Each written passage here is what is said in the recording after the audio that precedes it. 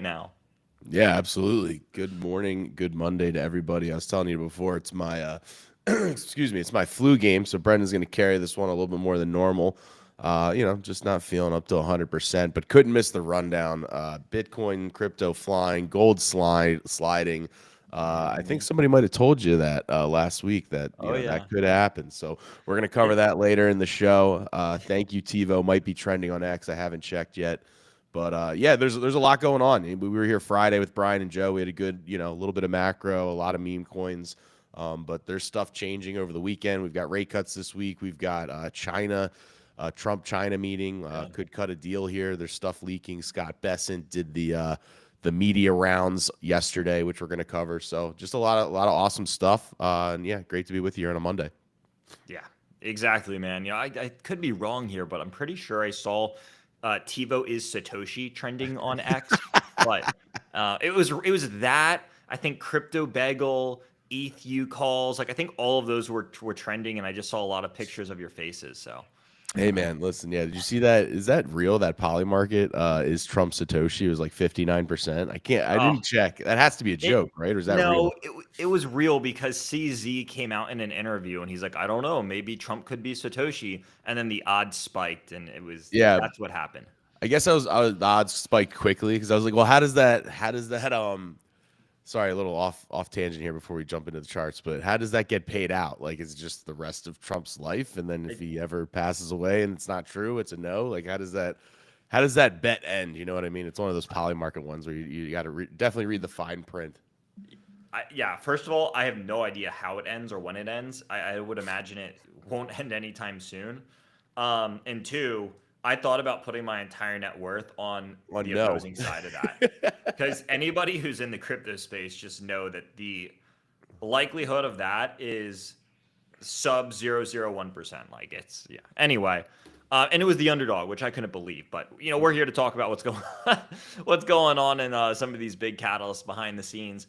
We always like to kind of just open up things with the chart. Again, we know we have a lot of catalysts to talk about, but we want to open up things on the charts here just to kind of show this nice move that the crypto market has gotten as we had a nice bump back to the upside. So listen, I mean, here's what we're seeing over here with Bitcoin. We have Bitcoin coming in off of these lows of last week into honestly a pretty scary territory, Tivo. We were talking about this. What we are seeing is a second failed breakout, a second fake out. So we hit the all time high, came down, failed breakout, came down, failed breakout again, came down, and we started breaking structure. We are breaking that anchored VWAP. We are breaking the 200-day moving average. We are breaking down to lower lows as we saw, rejecting some of the short term moving averages in here. And it was a scary spot, especially when we started to see these lower lows come in below the 200 day. And what we saw was there was just a tremendous amount of buyers. They came in at 103. This really was like the line in the sand. And prices now back up about 11.5% to the upside on Bitcoin, back to around 115K. But it's not alone here. I mean, you can go and you can see Ethereum, again, kind of in a scary situation as well. Four failed breakouts, five if you count the one from 2021. And after this, moved down, followed by a pennant, which is not always a great thing to see. But we bounced off of this, we broke to the upside, and now we're back at that 50-day moving average. So again, some life kind of coming back into altcoins. Ethereum is up from October 10th, about 20% to the upside. Same story over here with Solana, holding that 200-day moving average. Unlike some of the other ones that didn't break, it's up about 16% back to the upside. And we're starting to see some of these other altcoins as well. Obviously, during the liquidation event, XRP sold off big time, recovered quite well. It's pushing back up now to this previous floor of around $2.70-ish cents. We know it was bouncing off this a lot before. Now we're kind of looking at this saying this could be a big resistance level. But overall, I mean, the big takeaway is that altcoins are bouncing off of these lows. You kind of have BNB over here bouncing as well off that 50-day moving average. I've been tracking a couple of these other ones as well, such as like Athena and Hyperliquid. And again, these things are back into a little bit of an uptrend. Same thing with Pump, came down to around 3/10 of a cent. And now it's up about 40-50% from those lows. And then, of course, Hyperliquid with just a fantastic rally of around 40% as well. But we're saying all this because altcoins are seeing a pretty good bounce off of this. And that's what we really want to see because obviously Bitcoin's been doing fine. Bitcoin has been contesting all-time high after all-time high. It's altcoins which have been lagging behind a little bit, but we're still kind of seeing a little bit of an uptrend here since September in terms of Bitcoin dominance. So altcoins still, a little bit weaker in comparison to Bitcoin, but we want to see this start to shift down so that altcoins can rally. And we've said this a million times, but I truly do think the next big move for altcoins comes when the government comes out of their shutdown. The government's no longer frozen, and we have the SEC start approving these altcoin ETFs.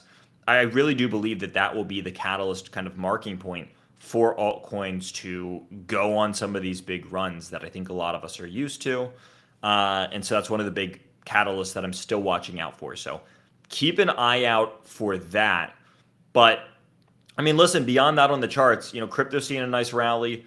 The other thing that we did see here is that, talking about all risk on assets, we have the TradFi markets gapping up after gapping up after gapping up off of some of these scares that we had.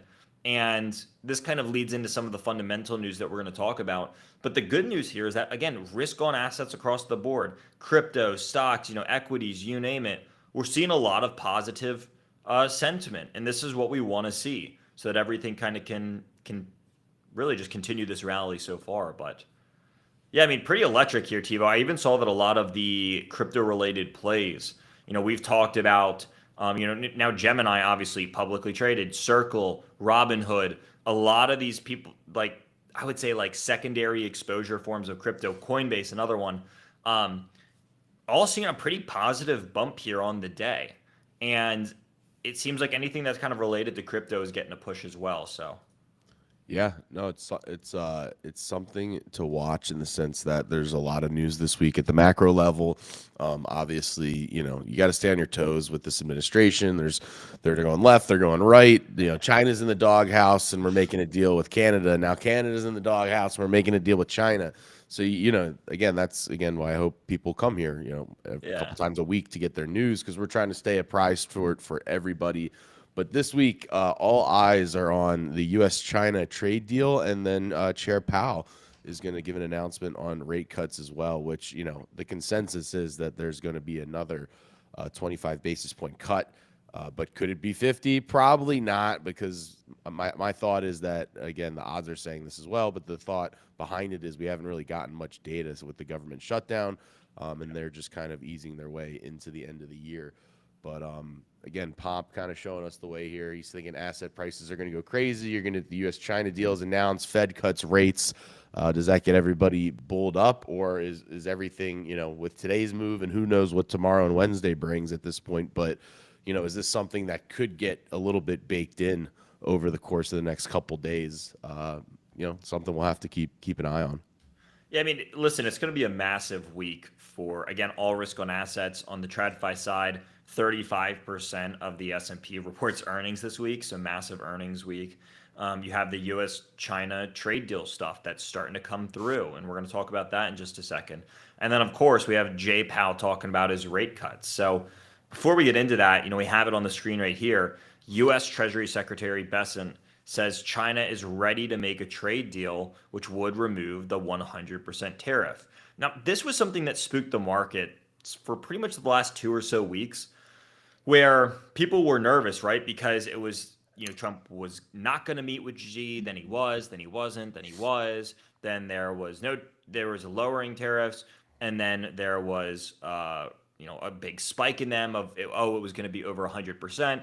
And we've seen this back and forth of like, what is going on? Are they communicating? Is something going to get done? Is there going to be tariffs? And now it looks like there is probably a resolution in sight. And so that was a big kind of catalyst that caused this recent bump up that we saw. And again, everything related to the risk markets because China's such a big trade partner and such a big just market in general, economy in general. And so when people were looking at this, they said, okay, hey, it looks like it's getting resolved. Huge bump. And we saw just kind of this rally come out in terms of the crypto market. And we saw a turnaround. So this is a really good thing. Again, we're hoping that this is going to get kind of resolved here. it seems like the only thing left, it seems like everything's done from my understanding of it. All the hard work is done. It's just a matter of the two leaders getting together and like finalizing it and saying, okay, it's official. So that's a good thing. So we're seeing that. And then the other half of this is Jay Powell, like you said, coming out this week and announcing, hey, we're ideally going to cut rates again. We had the inflation report last week come in lower than expected. It was expected at 3.1%. It came in at 3%. So again, inflation, which is so funny because we've been talking about this since the tariff lows of all these economists, all these different people saying this is going to cause inflation to go rampant and it's going to be this huge thing that we have to worry about and we're not going to get rate cuts. And it was such, in my opinion, it was such a ridiculous idea or theory. And you could tell pretty early on that when it stopped showing up, it wasn't going to be an issue. And everyone just said, oh, well, it hasn't come into effect yet. One more month, one more month, one more month. And it just never came around. And I think finally, some of those people who have been crying for it are starting to fade into the background. And it's just something that we just are likely not going to see. And we continue to see lower than expected and pretty cool inflation prints for the most part, especially to the inflation that actually matters. And I'm glad, really glad that you pulled up Trueflation because they show the true inflation rate. And we've had them on the podcast as well. Brilliant minds. But yeah, true inflation at 2.48%. That's pretty low. That is genuinely pretty low, especially when a couple of years ago it was almost at, well, depending on when you looked, but it was almost at 10%. So, yeah, I mean, this is coming down. Tivo, what are your thoughts on this? I mean, clearly it's going to be a big week, a lot Yeah, going on. yeah, 100%. I think that pulled up Trueflation just because again we've had him on the podcast, we've talked about it a lot, and I was kind of getting not I don't know if worried was the right word, but I was getting intrigued when like we saw this. We've been obviously we've had I think we had them on the podcast before December of last. We had them on the podcast like a year and a half ago, but like we saw inflation falling like a rock. Yeah. And again, that's a tool in the toolbox for how some of us on the team like to make decisions for investments, and so it's kind of going off that in the beginning of the year. And then it got to the point, definitely in March, April area, where I was just like, this thing's been nonstop going down. Like, eventually inflation has to tick up a little bit and at least bounce around. So I thought it was interesting to see that actually happen, and kind of understand the readings that it's the data that goes into it, because I know what the government uses.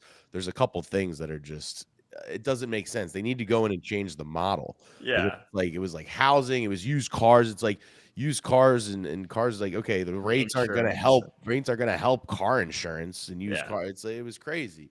So it's trying to understand that, and now that it's coming down again, you're seeing the asset prices react to that a couple months later. So it seems like it's finding its footing. It's like a nice little TA chart here, right? It's like they made its nice bottom, then it came back up, and it's definitely ranging right now. So yeah, I think it's something that you gotta take into effect, and I think the Fed seems properly balanced to keep cutting rates. I heard some economists say the other day, basically, if you take everything into account, the Fed's at neutral right now. Yeah. So, they all agree that they're in a cutting stance. So if you're in a cutting stance and in a cutting cycle, right now they're technically at neutral. So more cuts are coming. But again, there's a lot more things. It's not just rate cuts equal higher prices for assets. Obviously, there's all the trade stuff and the tariffs and everything that's going on. So you gotta take all that into effect, along with the AI trade and the crypto trade and all that stuff. So that's what we try to do, is kind of take it all in. But it's sounds like you got some work going on there, Brendan. I thought my guy was drilling over here. That just scared me half to death. I That don't was know wild. what that was. That was wild.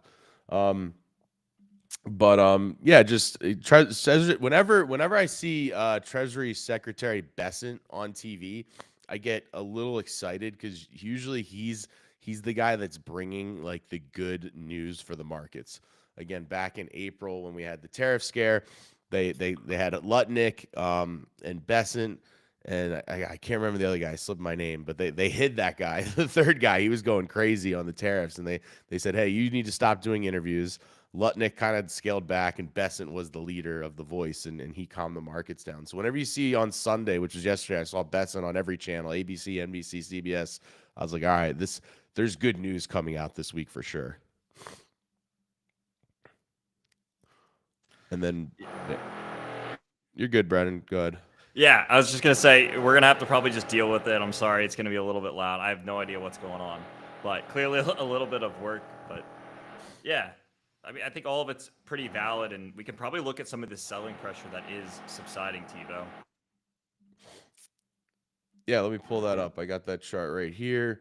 So bullish selling pressure has subsided. So it's oil, funding, spot, and perpetual. So you can just see like, hey, there's, people sold. There's a little bit of volatility, right? But overall, the sellers are kind of coming to an end. Yeah, exactly. And there's a couple of things to understand. So there's three parts to this. You have the black line, which is Bitcoin's price. You have the blue line, which is going to be the spot cumulative volume delta. This is essentially like how much spot market buying is happening versus selling that's happening. And then you have the yellow line, which is going to be the perpetuals CVD. Essentially just how much futures buying versus selling has happened or is happening. And so what we see here is when you put all of these on the chart, we're seeing a flattening out, which means that we're getting close to something happening, essentially like ideally a bottom in this scenario. What this also kind of shows is that sellers are exhausted, which is why it's flattening out. And ideally, what this is an early indicator for is that there's a reversal kind of at play. So we're seeing the bulk of the selling pressure kind of come to a slowdown or almost a stop. And you could even argue that not only is the selling pressure stopped, but that it's starting to go back to the upside so that the buyers are actually coming back in and taking control.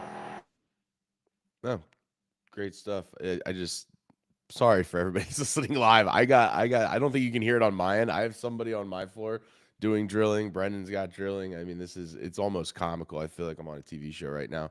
But we'll keep moving on. I guess this is my segment. Gold slides, Bitcoin flies. Thank you, TiVo. So if you tuned in last week, we pulled up this chart here. And again, it's not necessarily a predictor. Past results do not guarantee future performance, but we've been telling the story of gold on this program, and we're not anti-gold. I know Brendan holds some gold. I hold a little gold. Like, we're not anti-gold. We just do think that long term Bitcoin's going to be better in the future. But there's some study. If you go and study the past here, we showed it to you last week that, hey, when gold goes on a great run, and again, not anti-gold, part of this thesis was gold has to kind of go on a good run and lead Bitcoin. And it did it in 2020, and then gold topped out and came down. But when that happened, Bitcoin kind of ripped up and went, absolutely parabolic afterwards. And so we've seen nothing but this wild gold run. It's one of those ones. I haven't used this reference in a while, Brandon. It's like the A block, B block of all these finance channels, man. I feel like gold has been on the A block of these TV shows for the last, I'm going to call it 2 to 3 months, maybe longer, right? It's just been a historic run for gold. So congrats to the gold bugs this year. But again, everything eventually, nothing goes straight up forever. And we say that all the time. Altcoins, you see that hockey stick, you got to start thinking, okay, what's your strategy to make sure you're locking in some type of profit around risk mitigation when you start to see the hockey stick? So we see a hockey stick in gold right now. And then again, is it just a short little pullback? Is it going to keep rocketing? We always say nobody has the crystal ball. If anybody's telling you they do, they're lying. But we are seeing gold pull back. It was up at 43, above 4,300. Now it just dipped today below 4,000. And then you can see today, right? Sunday, last night, the futures open, market opens higher, Bitcoin higher. So is that the new trend right now? We'll have to see. I don't. It's something that is finalized yet, so I can't take a full victory lap, but I will take a half. It's Monday. It's my flu game. I'm here for you. But I will say that Bitcoin, at least in the short term, since we brought it up on the program, gold's been down and Bitcoin's been up at a pretty volatile margin for a short period of time. Yeah, and the idea here is that, like, hey, I mean, we talked about it last week, how much gold was up, right? Having this 100% rally from its kind of prior highs that it broke out of from 2,000 to 4,000. It's a big move for metals. A 100% move is a lot. And so could there be this idea, and again, kudos to you, you were the one who brought this up, of could we see a bleed in gold, at least for a little bit, and have that go into things like crypto? And I think the answer there is yes, and we're seeing that, right? Gold's coming down aggressively, and we're seeing that Bitcoin's rising aggressively once again here. So I'm kind of for the idea. Yeah, and something that we'll continue to watch. It's one of those things, we do this on the program a lot, right? We mentioned some kind of thesis and a call, and we'll kind of maintain it and kind of come back to it and keep checking. We do that. If Brendan makes it or I make it or the meme coin guys, we kind of revisit it.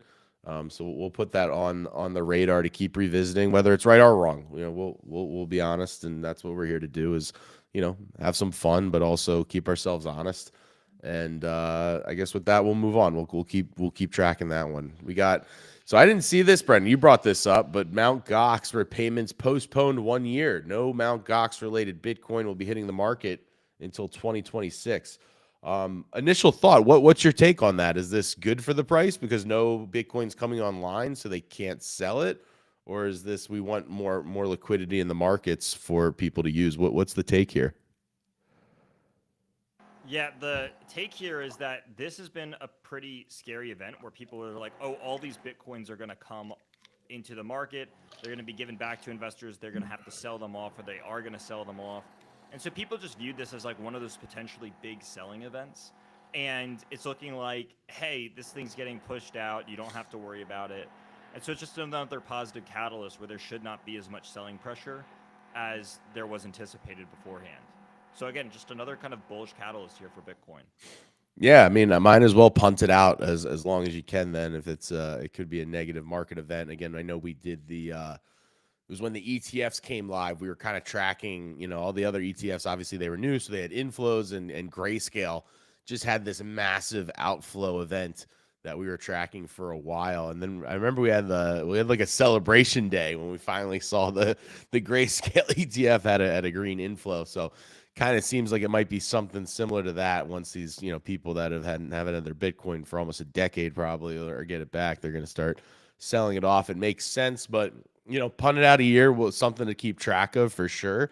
But also, every year you punt out, you're closer to the next halving, and we've know and cover the history of the halving very well in this team and program. So, don't want to be selling at that point, right? But we'll see. So we'll keep tracking on that. Moving on, we've got some Coinbase news as always. I feel like Brian Armstrong is again friend of the show, of course. And we're actually interviewing somebody from Coinbase this week, right? Coinbase Echo, a new program. That's exciting. So I know we're doing OpenSea today. We got some heavy hitters actually on the podcast coming up. So good end of the year for guests. But Coinbase aims to move the entire startup journey on chain, says Brian Armstrong. I guess what he's relating to there is, bring startups on chain, give the people the ability to buy some stock via on chain rails, right? I think it's even more than that, which I believe is happening. But they're looking with their most recent acquisition of Echo, which is what we're going to be talking about on the podcast either today or tomorrow, and then we'll upload it later. But essentially, they're trying to bring the whole startup journey, funding journey, like all of this on chain with their most recent acquisition. And I think that's what this is talking about, which is an interesting concept. Yeah, and I think Coinbase, bias obviously with Robinhood and the amazing Robinhood call that we made on the show from $9 to 130, but it felt like Robinhood was kind of leading the way of kind of just constant innovation in releasing, like the way that Robinhood built and released products so quickly. I felt like over the last year or 2 years, especially in crypto, was amazing. And Coinbase was always the leader in the frontier of crypto. Robinhood's been kind of trying to catch up.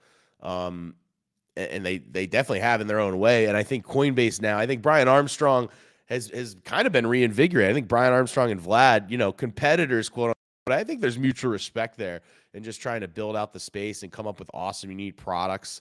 Democratizing finance for all and kind of taking down the rails of why can't the average person, get involved with some of these companies before they IPO? Why can't we at least have the option or understanding of what to invest? Like I can go right now. I live in Tampa, so there's a Hard Rock casino 30 minutes away. If I wanted to, I could go and pull out my life savings from my bank account and go over there and spend 12 hours at a casino and do red or black and lose everything. So why can't I do the research and invest in companies that are trying to build our future? I think that's a huge miss for, the retail investor and kind of, they call us dumb money, but the retail investor has had a great decade and definitely a great 5 years.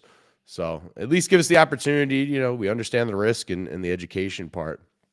But continuing on, just a couple quick hitters. And again, we apologize for the sound today.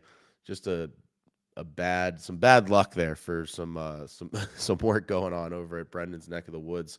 But I'll take us home with a couple quick hitters. Tom Lee posts that Bitmine achieved 2.8% of the total supply. Like I said, something that we've covered. They're going for 5%. Bitmine is going for 5% of the total ETH supply. They have reached 2.8%. So they are more than halfway there, which is astounding. They have 3.3 million ETH. And I think the cool thing to watch with them, and they've kind of leaked this out, is they're working on a staking program. So eventually they're going to stake all this ETH, put it back into the ecosystem, try to collect that the staking percentage, which for those who don't know is like a dividend with stocks. And then they're going to be printing, a ton of money for the staking income. And then what are they going to do with that? Is it a flywheel? Are they going to buy more ETH? Are they going to do some more moonshot projects like he did with Dan Ives' company, who was doing the treasury company for WorldCoin?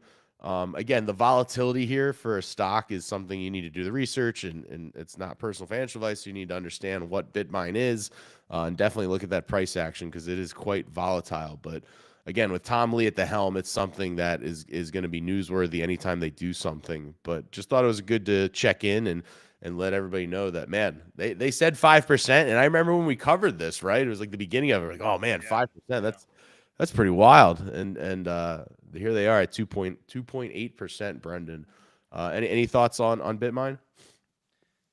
I'm curious, like, what happens at 5%, right? That's kind of the big question because they're getting there so fast. But no, HODL. clearly, I guess so. Does the buying stop? Yeah, you just HODL. Or I guess that's the staking program, is understanding once they get to the 5% and it's staked, what are they going to do with the staking income? Does Bitmine issue a dividend? Who knows? Maybe.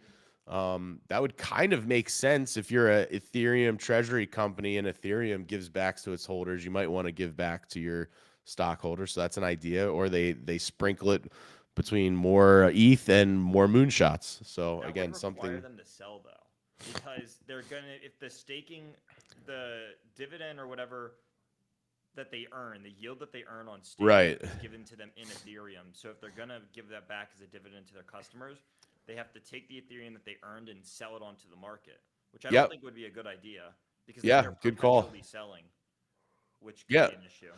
That's a good point. That's a very, very good point. Tom Lee and his quants are way smarter than me at math, but it would be something that I guess in the prospectus you would announce, right? It's like, okay, we're staking X amount of ETH, which is going to, give us, X percent, which we estimate, quarterly will be X millions of dollars.